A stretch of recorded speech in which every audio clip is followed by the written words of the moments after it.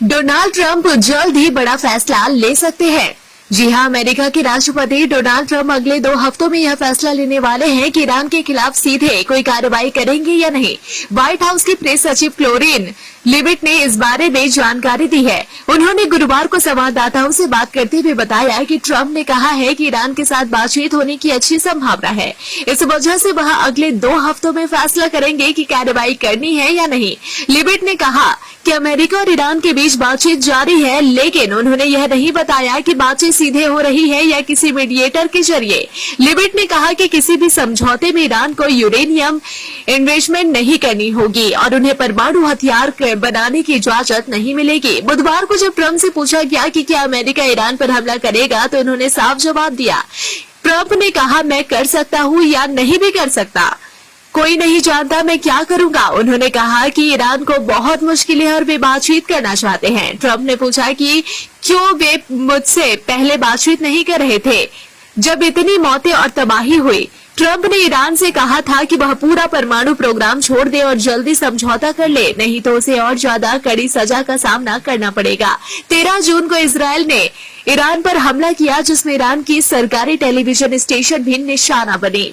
इसके जवाब में ईरान ने इसराइल पर बैलिस्टिक मिसाइलें दागी, जिनमें कई सैन्य सुरक्षा ठिकाने और हाइफा का तेल रिफाइनरी शामिल थे। इसके बाद दोनों देशों में हमले जारी है।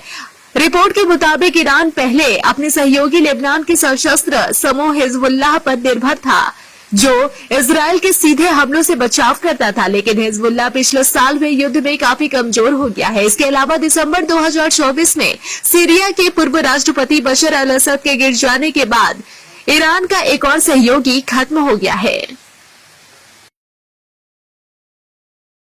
डोनाल्ड ट्रंप जल्द ही बड़ा फैसला ले सकते हैं। जी हां, अमेरिका के राष्ट्रपति डोनाल्ड ट्रंप अगले 2 हफ्तों में यह फैसला लेने वाले हैं कि ईरान के खिलाफ सीधे कोई कार्रवाई करेंगे या नहीं। व्हाइट हाउस की प्रेस सचिव क्लोरीन लिबिट ने इस बारे में जानकारी दी है। उन्होंने गुरुवार को संवाददाताओं से बात करते हुए बताया कि ट्रंप ने कहा है कि ईरान के साथ बातचीत होने की अच्छी संभावना है। इस वजह से वह अगले 2 हफ्तों में फैसला करेंगे कि कार्रवाई करनी है या नहीं।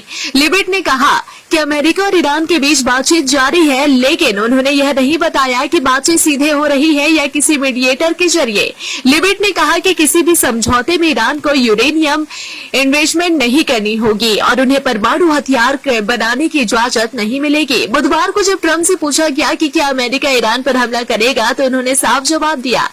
ट्रंप ने कहा, मैं कर सकता हूँ या नहीं भी कर सकता, कोई नहीं जानता मैं क्या करूंगा। उन्होंने कहा कि ईरान को बहुत मुश्किल है और वे बातचीत करना चाहते हैं। ट्रंप ने पूछा कि क्यों वे मुझसे पहले बातचीत नहीं कर रहे थे जब इतनी मौतें और तबाही हुई। ट्रंप ने ईरान से कहा था कि वह पूरा परमाणु प्रोग्राम छोड़ दे और जल्दी समझौता कर ले, नहीं तो उसे और ज्यादा कड़ी सजा का सामना करना पड़ेगा। 13 जून को इसराइल ने ईरान पर हमला किया, जिसमें ईरान की सरकारी टेलीविजन स्टेशन भी निशाना बनी। इसके जवाब में ईरान ने इसराइल पर बैलिस्टिक मिसाइलें दागी, जिनमें कई सैन्य सुरक्षा ठिकाने और हाइफा का तेल रिफाइनरी शामिल थे। इसके बाद दोनों देशों में हमले जारी है। रिपोर्ट के मुताबिक ईरान पहले अपने सहयोगी लेबनान के सशस्त्र समूह हिजबुल्लाह पर निर्भर था, जो इसराइल के सीधे हमलों से बचाव करता था, लेकिन हिजबुल्लाह पिछले साल हुए युद्ध में काफी कमजोर हो गया है। इसके अलावा दिसंबर 2024 में सीरिया के पूर्व राष्ट्रपति बशर अल असद के गिर जाने के बाद ईरान का एक और सहयोगी खत्म हो गया है।